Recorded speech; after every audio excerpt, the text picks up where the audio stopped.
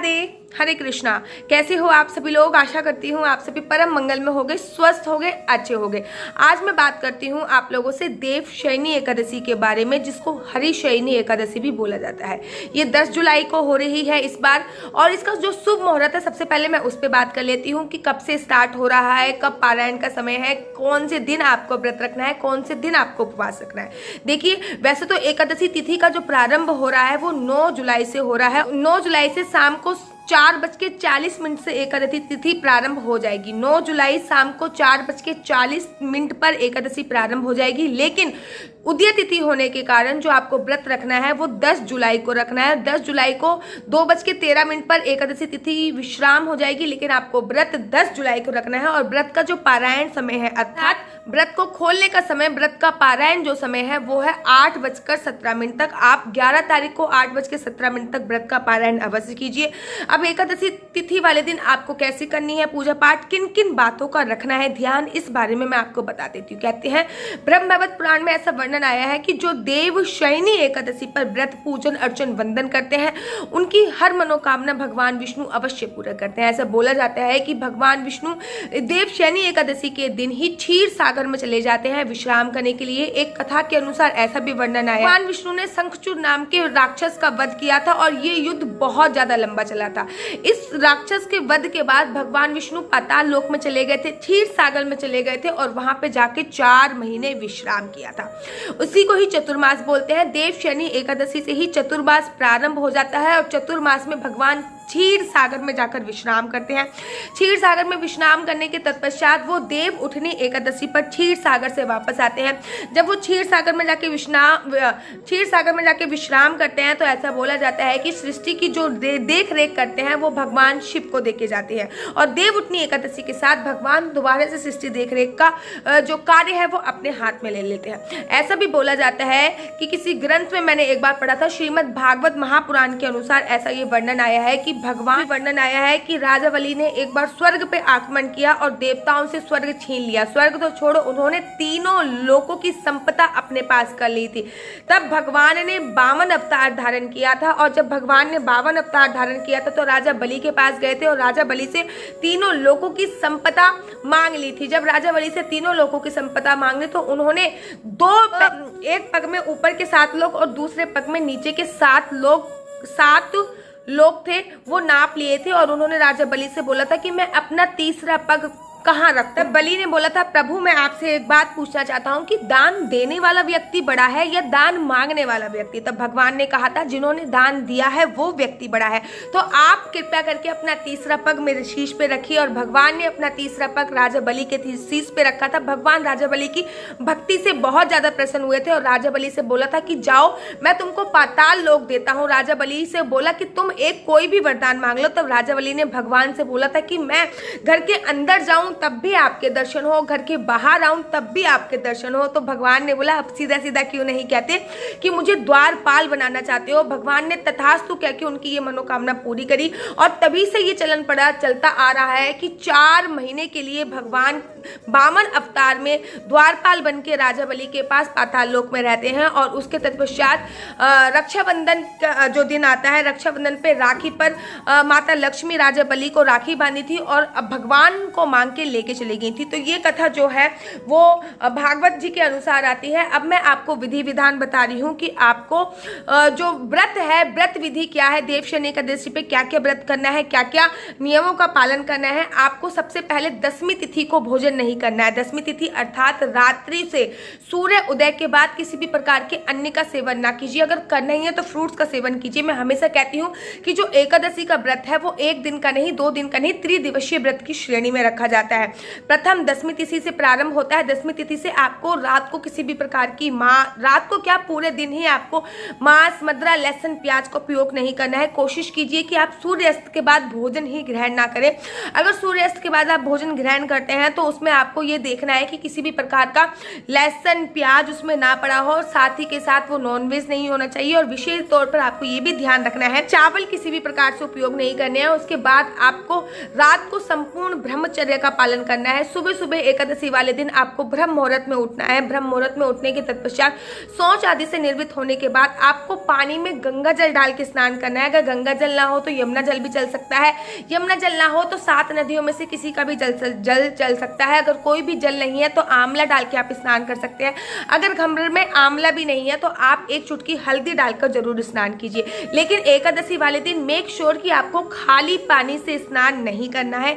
उसके बाद आपको स्वच्छ आदि कपड़े पहनने, हो सके तो उस दिन पीले रंग के कपड़ों का चयन कीजिए। उस दिन पीले रंग के कपड़े ही सर्वोत्तम होते हैं। आपके घर पे अगर बाल गोपाल, लड्डू गोपाल हैं तो आप उस दिन उनको भी पीले रंग के वस्त्र पहनाइए और उनको भी 7 नदियों में से किसी भी जल से उनको स्नान कराया जा सकता है, या हल्दी डाल के या आंवला डाल के उनको भी स्नान कराइए। अगर लड्डू गोपाल घर पे नहीं है तो आपके घर पे जितने भी देवी देवता हैं, सभी भी देवी देवता हैं, सबको पानी का छिड़काव अवश्य करना है और उनके लिए स्नान मंत्र बोलना है। तत्पश्चात आपको संकल्प लेना है कि आज मैं देवशयनी एकादशी का व्रत बड़ी श्रद्धा पूर्वक करने जा रहा हूँ या करने जा रही हूँ। इस देवशयनी एकादशी के दौरान मैं विधि विधान से पूजा अर्चन वंदना करूंगा। देवशयनी एकादशी पर आपको एक चीज अवश्य करनी है, आपको एक अखंड ज्योत जलानी है, जो कि सुबह सुबह जलानी है।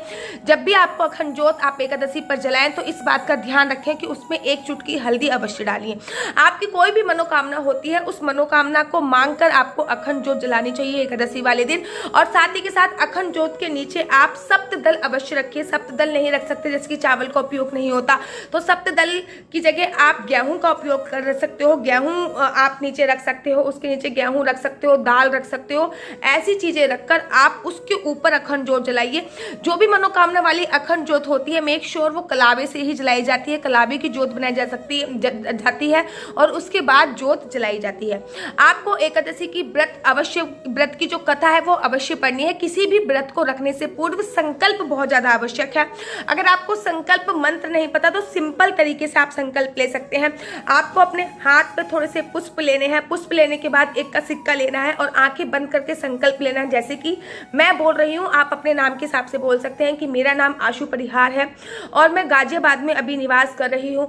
आज देवशयनी एकादशी के दिन मैं ये संकल्प ले रही हूँ कि आज देवशयनी एकादशी का मैं व्रत करूंगी और संपूर्ण पूरे दिन फलाहार से व्रत करूंगी, या फिर योग करूंगी, या फिर मैं दूध से व्रत करूंगी, या फिर मैं निर्जल व्रत करूंगी। जैसे भी आपके व्रत की सामर्थ्य हो वो रखना है। उसके बाद वो जो संकल्प का सामान है वो आपको मंदिर में रख देना है और उसके बाद आपको एकादशी की जो व्रत की कथा है वो आपको अवश्य पढ़नी है। व्रत की कथा पढ़ने के तत्पश्चात आपको जो अखंड ज्योत है वो व्रत की कथा पढ़ने से पहले ही जला देनी है। पूरे दिन आपके मुख में एक ही नाम होना चाहिए, ओम नमो भगवते वासुदेवाय, ओम नमो भगवते वासुदेवाय। आप अपने गुरु द्वारा दिए गए मंत्रों का भी जाप कर सकते हैं, लेकिन अगर आपने बिना गुरु द्वारा मंत्रों का जाप करना है तो ओम नमो भगवते वासुदेवाय का जाप सबसे ज्यादा सर्वोत्तम माना जाता है।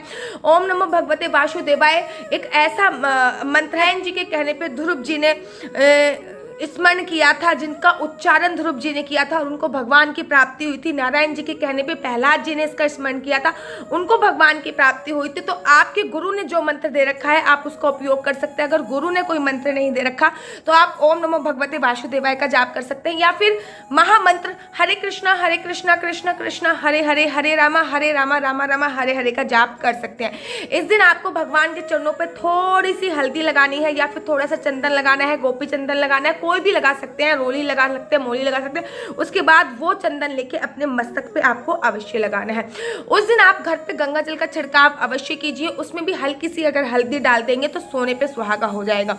उस दिन आप पूरे घर में शंख इत्यादि अवश्य बजाइए। एक बात का ध्यान रखिए कि जो शंख आप बजा रहे हैं उस शंख की कभी पूजा नहीं होती और जिस शंख की पूजा होती है वो शंख कभी मुख से बजाया नहीं जाता। पूरे दिन आपकी जबान पे केवल और केवल भगवान के नाम का स्मरण होना चाहिए। जैसे भी आपने व्रत रखा है, अगर आपने फलाहार से व्रत रखा है तो फलाहार अवश्य कर लीजिए। ध्यान रखिए कि गर्भवती जो स्त्रियां, अगर आप लोग व्रत रख रही हैं तो आपको बहुत ध्यान सावधानियां पूर्वक व्रत रखना चाहिए। अगर आप चाहते हो कि मैं इसमें वीडियो बनाऊंगी गर्भवती स्त्रियों को व्रत कैसे रखना चाहिए तो आप मुझे कमेंट कीजिए, मैं इस पर भी डिटेल में वीडियो बनाऊंगी। कब तक रखना चाहिए, क्या क्या सावधानियां बरतनी चाहिए, तो अगर आप चाहते हो मैं इस पर डिटेल में वीडियो बनाऊं तो मुझे कमेंट कीजिए, मैं डेफिनेटली इस पर डिटेल में वीडियो बनाऊंगी।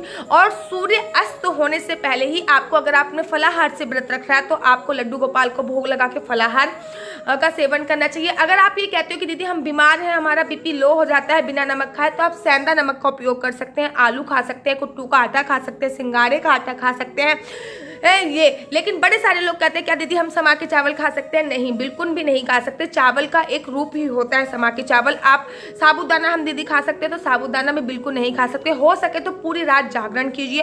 पूरी रात जागरण नहीं कर सकते तो कम तो आपको किसी भी कीमत में भगवान के नाम का स्मरण अवश्य और अवश्य करना है।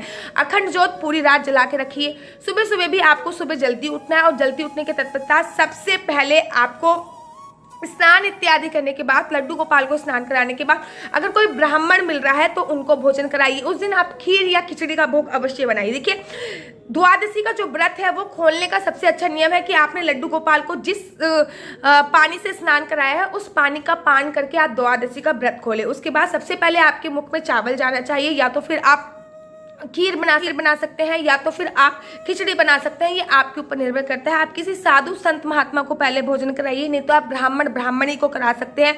आप कुंवारी कन्याओं को भी भोजन करा सकते हैं, किसी गरीब को भी भोजन करा सकते हैं। उसके बाद आप भोजन पाइए। अगर इनमें से कोई भी उपलब्ध नहीं है तो आप पक्षियों को दाना डालिए। उसके बाद आपको वो भोजन खुद पाना है। इस तरीके से आपको व्रत का पारायण करना है। अखंड ज्योत जलती रहनी चाहिए, और अखंड ज्योत जब स्वतः ही शांत हो जाए द्वादशी वाले दिन, तो अखंड ज्योत को निकाल के उसमें जो भी पुन्ना सा तेल बचा होगा उसको अपने दोनों आंखों पर, अपने शीश पर अवश्य लगाइए। पूरे परिवार के दोनों आंखों पर, मस्तक पर और शीश पर अवश्य लगाइए। और साथ ही के साथ आपको एक चीज और करनी है, जो उसके नीचे आपने दाल रखी है या फिर उसके नीचे जो आपने गेहूं रखे हैं उसको आपको पक्षियों को डाल देना है, जिससे आपके पितृदोष की भी समाप्ति हो जाएगी। तो इस प्रकार आपको देव शनि एकादशी का व्रत करना है। देव शनि एकादशी पर तिल का दान बहुत महत्वपूर्ण होता है। देव शनि एकादशी से ही चतुर्मास प्रारंभ हो जाता है, और चतुर्मास में मैंने बहुत सारी डिटेल में वीडियो बना रही हूँ कि चतुर्मास में आपको क्या क्या सावधानियां बरतनी चाहिए, क्या क्या नियम है जो आपको फॉलो करने चाहिए। एक बात मैं आपको क्लियर कर दूं कि अगर आप लड्डू गोपाल को एकादशी वाले दिन पंचामृत से अभिषेक करा सकते हो तो बहुत अच्छी बात है। अगर पंचामृत से नहीं करा सकते तो द्वादशी वाले दिन पंचामृत से अभिषेक करा के उस जो चन्नामृत है उससे अगर आप व्रत का पारायण करते हैं, व्रत का विश्राम करते हैं, तो आपको ज्यादा फल की प्राप्ति होगी। और साथ ही के साथ एक क्वेश्चन जो बहुत ज्यादा पूछा जाता है कि दीदी हमें तुलसी माला धारण करनी है, कोई एक सही तिथि बताइए। तुलसी माला धारण करने की सबसे सर्वोत्तम जो तिथि होती है वो एकादशी होती है। आप एकादशी, किसी भी एकादशी पे तुलसी माला धारण कर सकते हैं। और बड़े सारा क्वेश्चन जो पूछा जा रहा है कि दीदी लड्डू गोपाल लेके आना चाहते हैं कोई शुभ मुहूर्त, तो आने वाली है जन्माष्टमी।